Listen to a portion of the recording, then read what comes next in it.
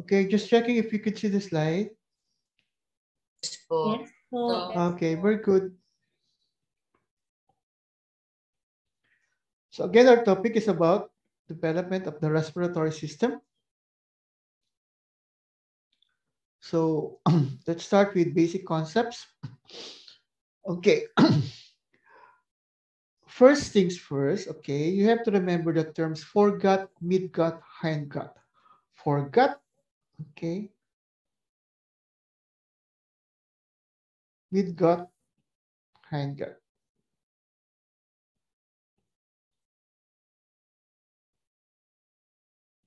So nasan po yun? So here, okay, this is your primitive gut, which is made up of three parts. Again, the primitive gut, we're going to explain that in details when we go to the development of digestive system. The primitive gut will be further divisible into foregut, midgut, and hindgut. And for this meeting, we want you to remember the term foregut, which means this is located on the most cranial part of the developing primitive gut. So here it is. So nasa siya, this part. This part is your foregut, which is part of your primitive gut. Clear on this part? Yes, Doc. Yes Okay. po, Doc. So what signals the start of development of parts of respiratory system will be the formation of a diverticulum. Diverticulum. So this is first embryonic term that I want you to remember for this orientation. A diverticulum means an outpouching. An outpouching. So the respiratory diverticulum will arise coming from the ventral part of the foregut. So you have the formation of the respiratory diverticulum. So again, here's another picture showing you, again here, the primitive gut, this part, okay, which is made up of foregut, midgut, and hindgut. And for our purpose for this afternoon, we want you to remember again the foregut. On the ventral part, again, of the foregut, you're going to have this structure. We're going to call it as respiratory diverticulum. An outpouching coming from the ventral part of the foregut. So again, so if you're asked what structures will come from the respiratory diverticulum, okay, so starting from larynx, okay, larynx down to trachea, okay, and then you have your bronchus, bronchiole, all the parts hanggang lungs. So larynx down to the parts of the lungs. Are we clear on this part? Yes, Okay. yes po. So regarding the development of respiratory system, so what we're going to discuss for this afternoon is about the development of parts of respiratory from the larynx down to the lungs. Okay, you had your lecture already in histology of respiratory system, right? So the development of the nose, okay, development of the pharynx will be discussed in a separate lecture. Okay, so respiratory diverticulum. In some books, we also call it as laryngotracheal diverticulum. So basically, those are the same terms. But for simpler purposes, we're going to term it as respiratory diverticulum. Okay. For you to fully understand, okay, the orientation, we have to go back to this term. We call it as your pharyngeal apparatus. So this is your pharyngeal apparatus, this part here, which is made up of three parts: arches, grooves, and pouches.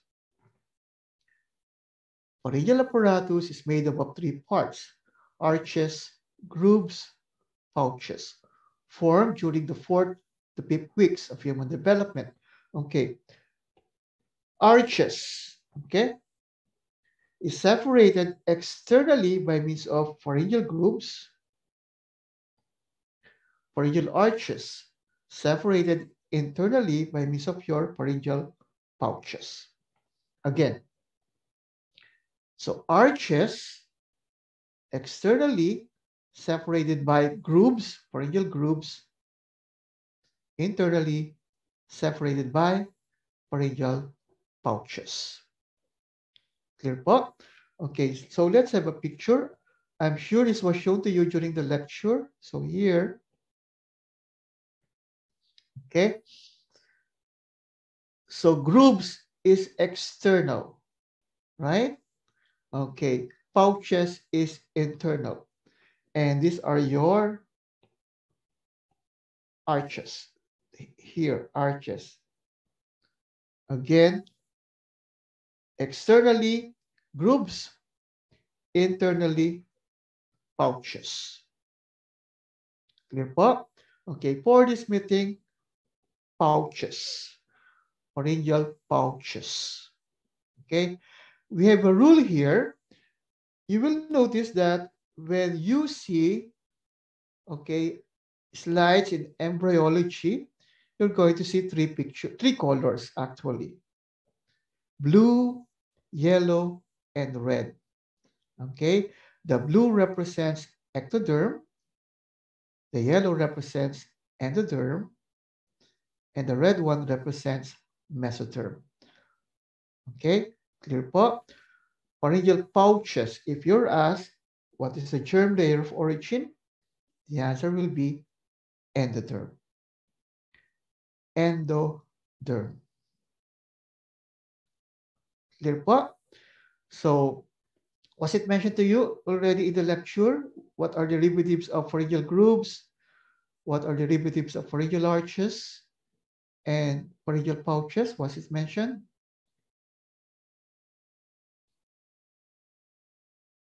Hello po. Na-mention po ba?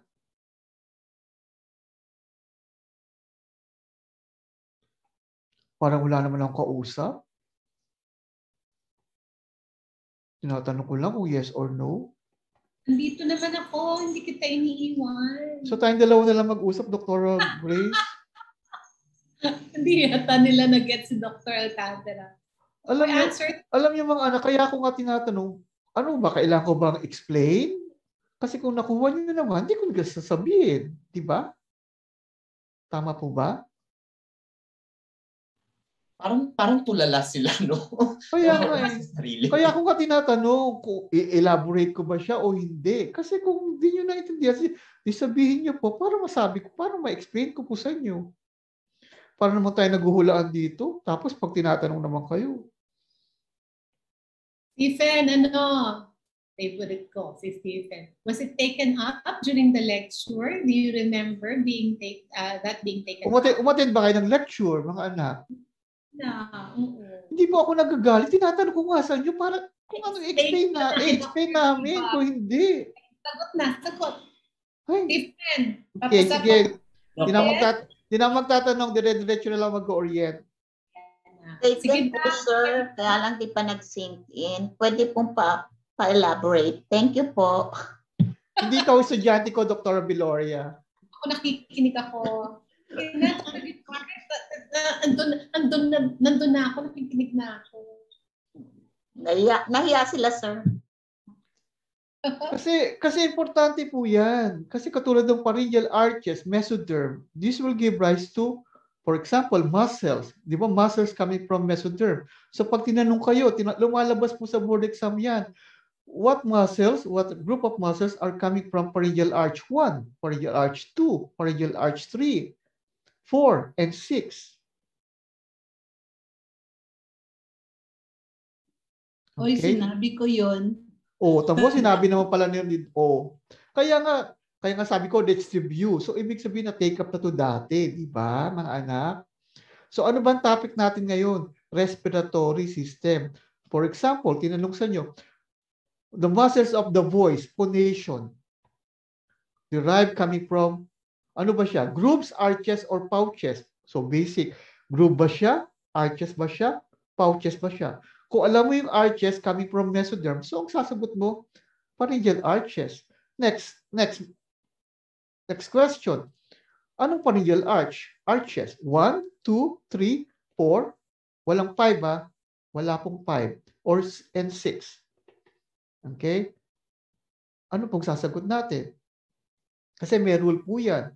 Muscles of mastication, muscles of facial expression, muscles of deglutition, and muscles of phonation. So, ulit.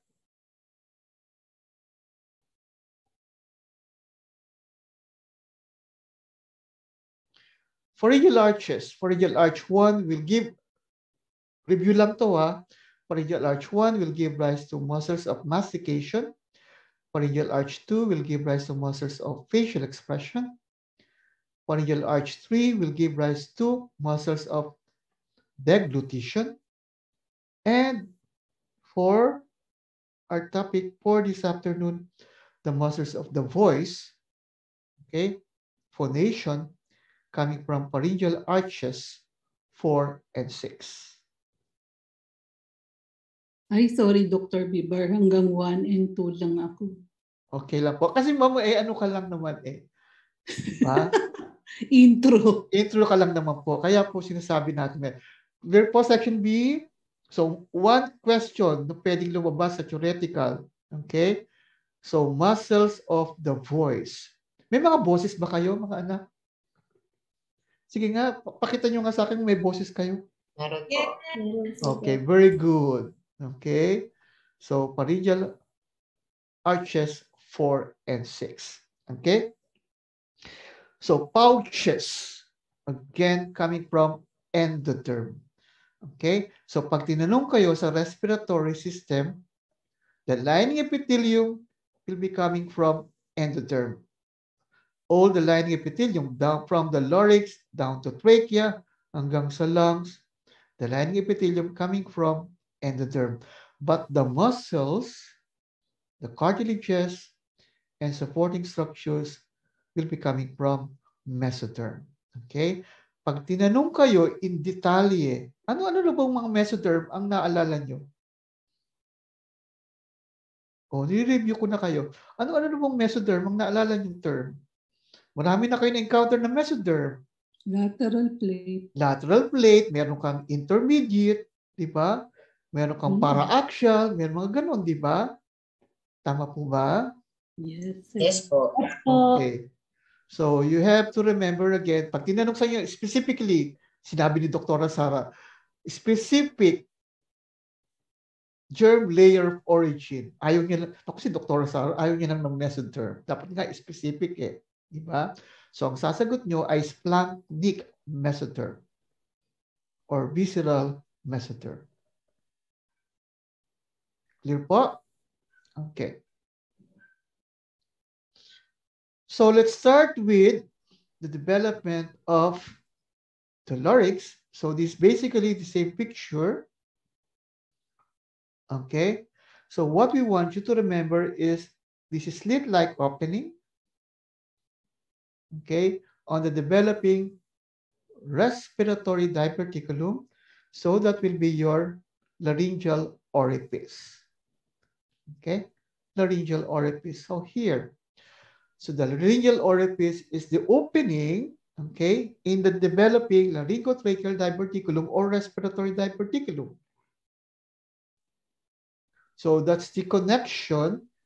Okay, you have to remember, initially, you have a connection. The parts of the respiratory system will have a connection to the developing gut, foregut specifically. So this is the connection. So again, we've mentioned epithelium and glands, endoderm. But the muscles, okay, derive coming from splanchnic mesoderm. Okay? 4th and 6th pharyngeal arches. Arches. Sabi natin kanina, arches coming from mesoderm. Okay? So, yun lang tatandaan nyo. Pag lining epithelium, endoderm. Pag glands, laryngeal glands, lahat ng glands, endoderm. But the muscles, again, coming from mesoderm, specifically splanchnic mesoderm. Okay? The splanchnic mesoderm again will form your 4th and 6th pharyngeal arches. So what you're going to see here is the formation of a sagittal slit, and there will be changes, okay, from a sagittal slit. Eventually, it will become a T-slide, T-shape, okay, opening. So what you're going to see in the laboratory, so this is the first slide. So basically, this is the same slide, okay? So the slit-like opening here will eventually develop to become letter T shape opening. So this is what you're going to see in the slide, okay? So here is the pharynx. Pharynx po ito, ha? Parang, paano ba natin itong i-describe? Bayin kayo kulay, parang hindi kayo malito. Hindi kita. Sorry po. Wait po. Anong kulay ba kayo? Kasi election ngayon eh. Pink ako. Pink ka? Wala akong kulay pink. Sorry, ate. Sorry po Oy, wala akong makailan po anong kulay kayo Okay. So here is your developing pharynx, and the pharynx will have continuation to the larynx, syempre. Okay. So this is your pharynx. Ulit pag dito tinuro, here. This is pharynx. Pharynx.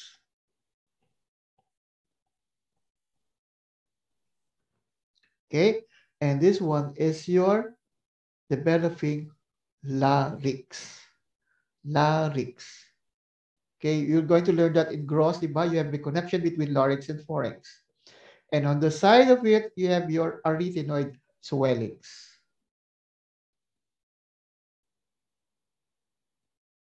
And this part is your pharyngeal pouch.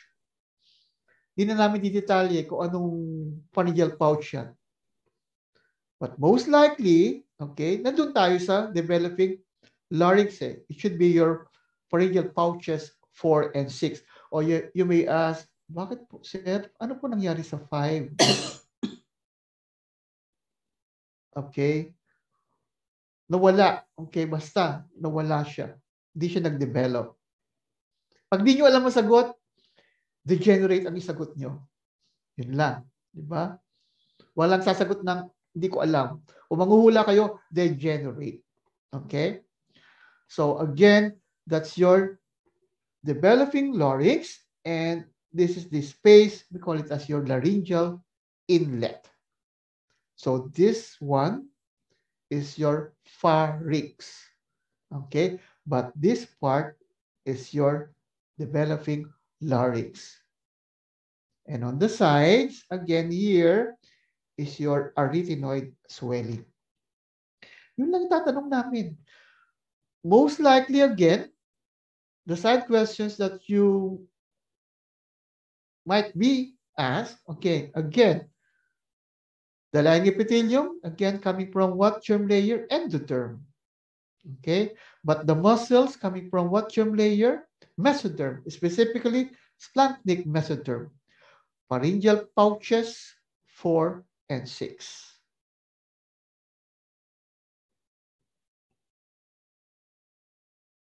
Okay, so same slide, pharynx, larynx, okay, and you have your laryngeal inlet.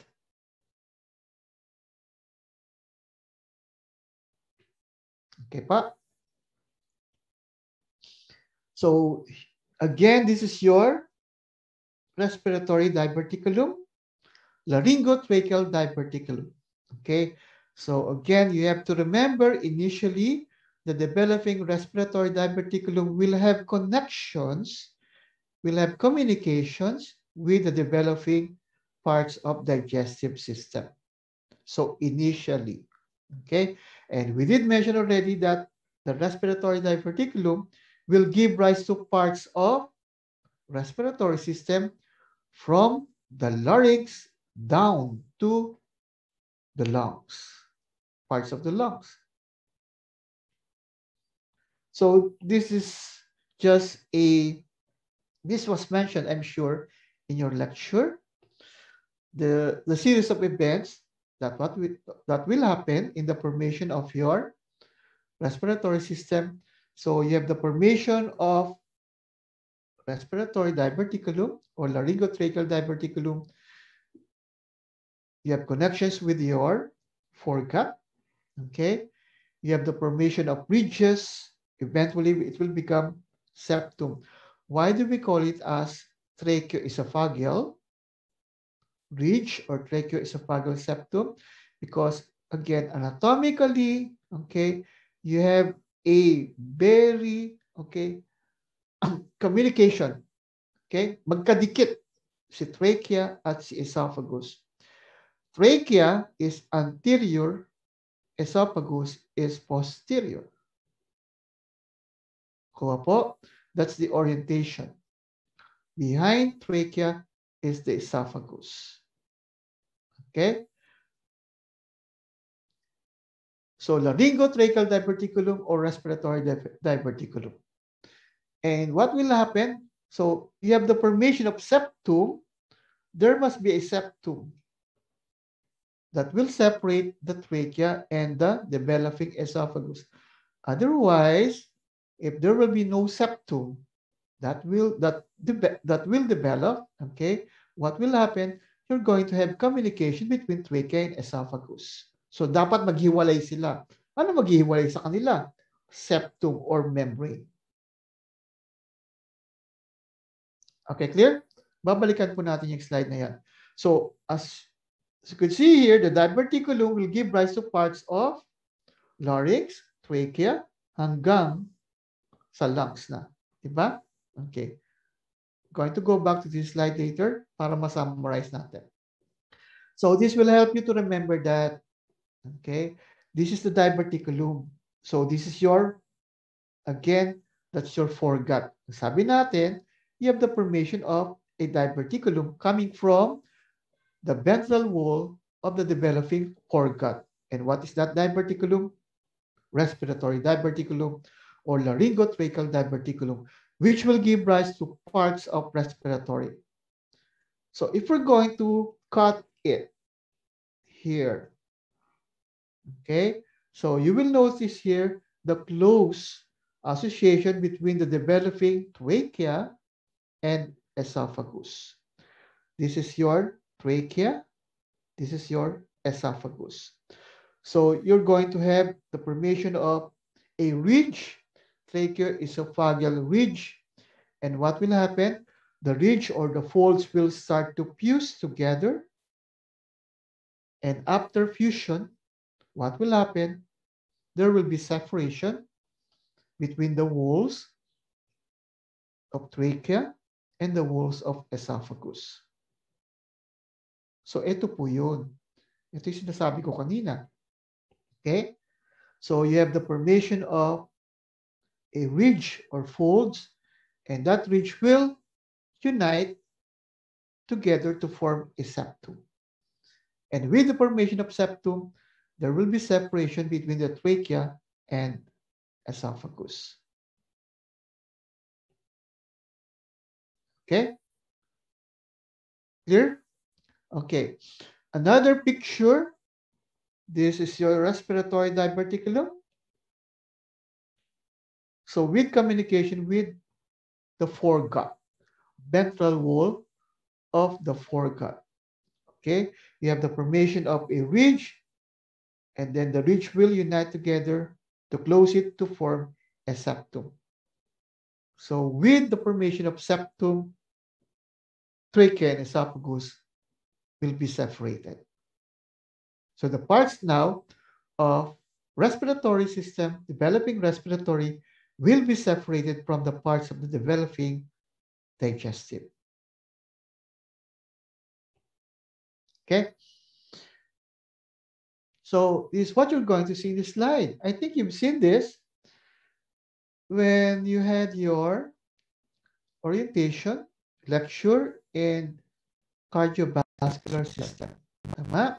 This is just a guide. This is the neural tube, the neural tube. You have the notochord, right? And you can see your two muscular structures, wings, and that corresponds to esophagus and trachea. So again, esophagus is here, and trachea is this part. Clear pa? Okay. So there must be a separation. So here. So tinatanong mo namin yan. So one possible side question here.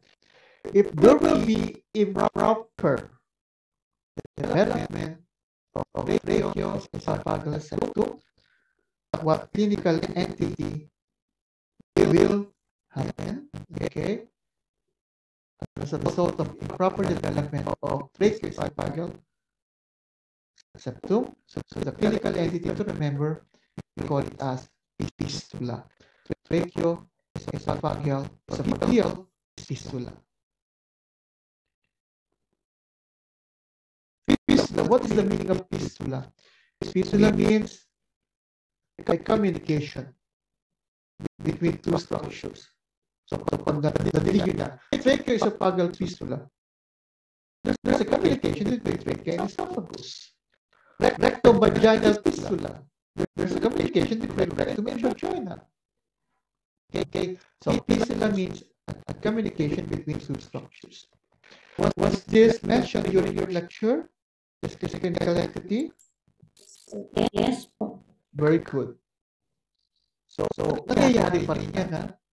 So what do you think will happen if we have a baby born with tracheoesophageal fistula?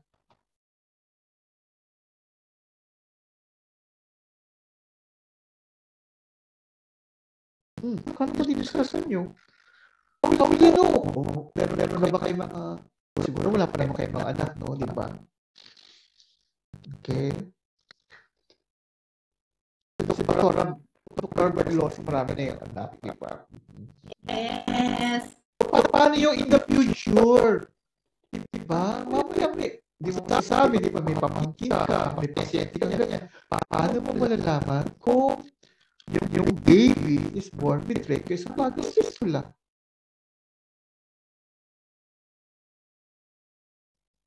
We have many forms of tracheoesophageal fistula, but this is the most common form.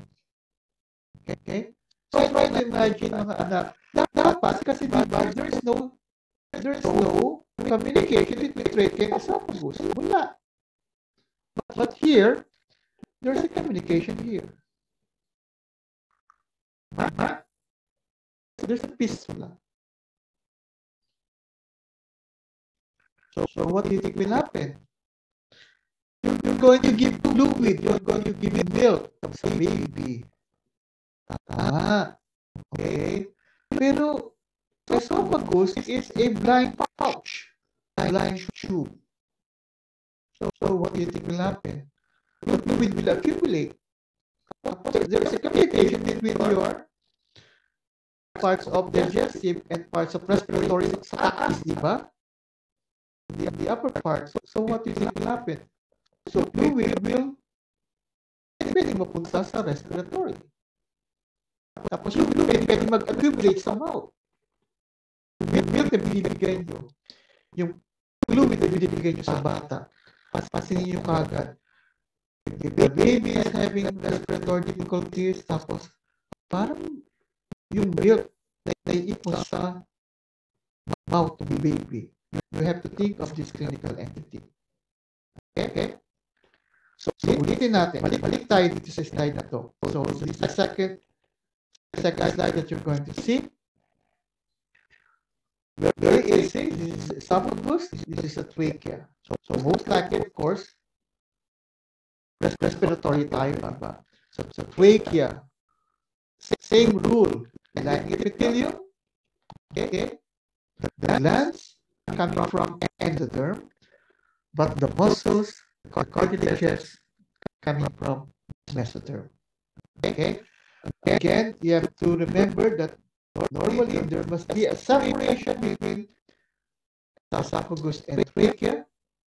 And the separation is your trachea is esophageal septum.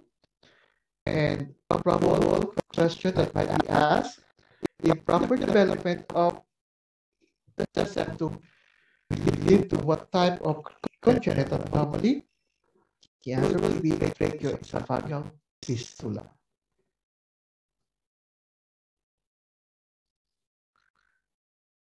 Okay. So again, I'm sure this was mentioned in your lecture. So trachea, the respiratory diverticulum will eventually grow distally.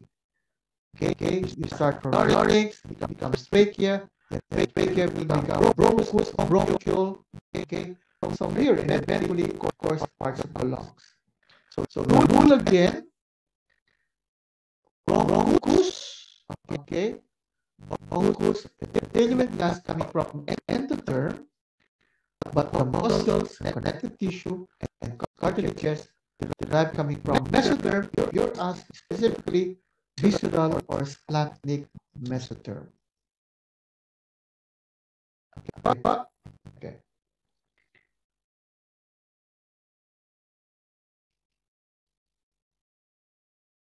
Okay.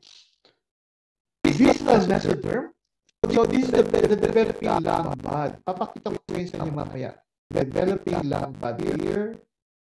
Okay. You're developing trachea, bronchus, etc., etc. Okay. The coverings of the lungs. Okay. I'm sure also this was mentioned in the lecture. The visceral pleura coming from splanchnic mesoderm or visceral mesoderm, but the parietal pleura derive coming from somatic mesoderm. Again, makabalito kayo ha. So, you have to imagine this is your visceral pleura. Covering the developing lung, visceral pleura, coming from visceral mesoderm, but the parietal pleura here, this is your parietal pleura, will be coming from somatic mesoderm. Okay, again, trachea will become bronchus, bronchus will become your primary, secondary, and tertiary, until it becomes your bronchiole, etc., etc. Okay, so this is what you're going to see in the slide. So here, ito makikita nyo.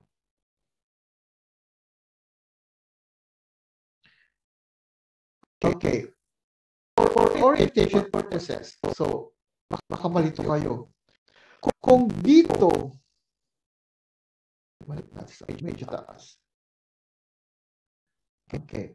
Of course, kung dito kinat, tama, makikita nyo dalawang bilog. Esophagus, trachea. Paano kung dito kinat? Diba? So makikita nyo tatlo. Clear po tayo? Again, if it is cut here, esophagus, trachea. But if it's cut here, so that will be esophagus, and this is your developing bronchus. Hindi yan pwedeng trachea. Isa lang ang trachea natin eh. Di ba? Pero yung bronchus, right and left yun. Okay, oriented po. So, balik ko po ah. So, again here. So, kung ganyan ang nakita nyo, pag ina-identify ito, huwag kayo sasagot ng trachea. Dalawa yung nakikita nyo eh. Dalawa na siya. So, that's your bronchus, bronchi. So, pag tinanong ko yun, specifically, nasa ba dyan yung right side? Nasa dyan yung left side? Oh. Ano to? Is it right or left?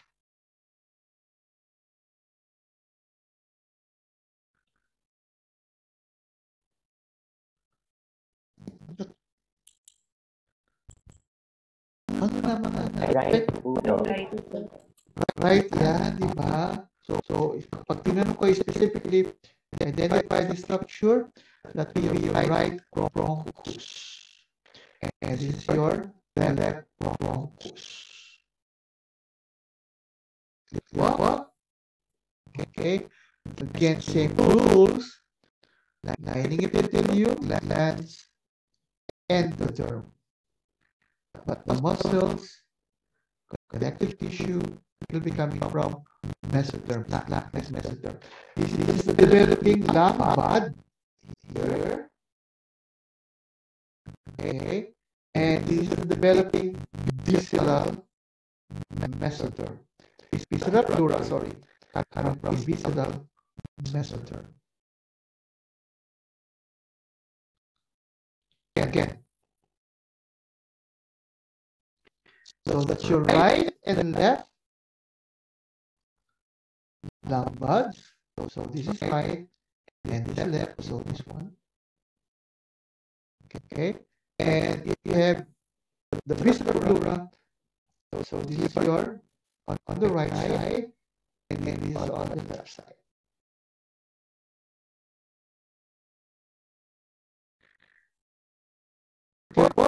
So apat na slides lang tinignan nyo, ha?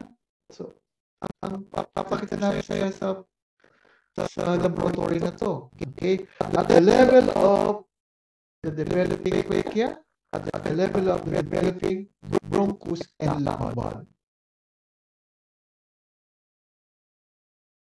Clear na? So, ulitin natin ito, ha? Okay.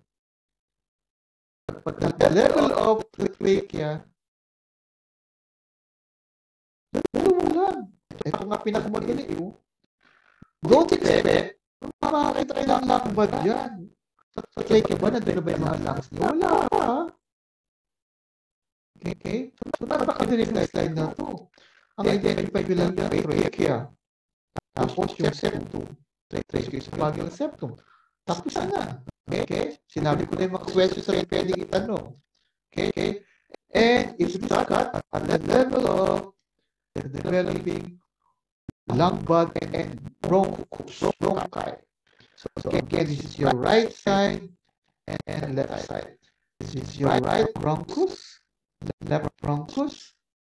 Again, and this part is your right lung bud, left lung bud. Clear po? Again, pag tinuro dito, identify. Specifically. Right bronchus. Very good, right bronchus. Give the germ layer or origin of the lining epithelium. And very good. Give the germ layer of origin of the muscles. Lactic mesoderm. Very good. Okay, very good. So identify specifically Lung bud. right lung bud. Okay. And of course, this is the developing visceral pleura. Again, visceral pleura coming from what germ layer of origin? Visceral mesoderm. So, napakadali ng laboratory ngayon. Ano lang ang tatandaan nyo? Okay? Ano lang i-identify nyo? So, balikan natin ulit yung mga slides na makikita nyo. So, dali-dali na drawing, okay? Here. Huh? So, for orientation purposes, that's your pharynx. Again, that's your larynx here. And this is the inlet. Okay? And on the side of it will be developing pharyngoid swellings here. This part. Again, questions that might be asked. Okay, the germ layer of origin of the lining epithelium. We did mention that already. Endoderm. The glands, endoderm also. Okay. But the muscles, okay, are coming from lactic mesoderm. which will give rise to your fourth and fifth pharyngeal pouches specifically. So, first slide, dyan na. Okay, second slide is this one. Okay? Ano lang itatanong dyan? Trachea. Iba. Okay? Lining epithelium, germinal of origin, endodermal glands, and endodermal also. But muscles and cartilages coming from slangic mesoderm. Okay? And again, remember again, the separation, tracheoesophageal septum. A proper development will lead to tracheoesophageal fistula. And the last slide too, remember, is this one. Again, structures to remember. This is just for a guide to the esophagus.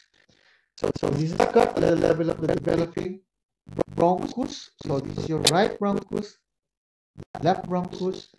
So you have your right lung bud and left lung bud. Bronchus, again, the lining epithelium glands coming from endoderm also. But muscles, okay. Bronchus may cartilage pa bang bronchus? Meron pa, okay. Cartilages and the muscles coming from visceral mesoderm also. And the developing lung body will be covered by your developing visceral pleura here. And the visceral pleura also coming from visceral mesoderm. So tatlo lang ito drawing nyo. Questions?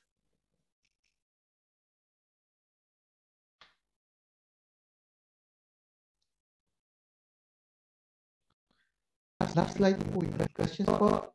So alam niyo na po ba ito drawing niyo for this laboratory exercise?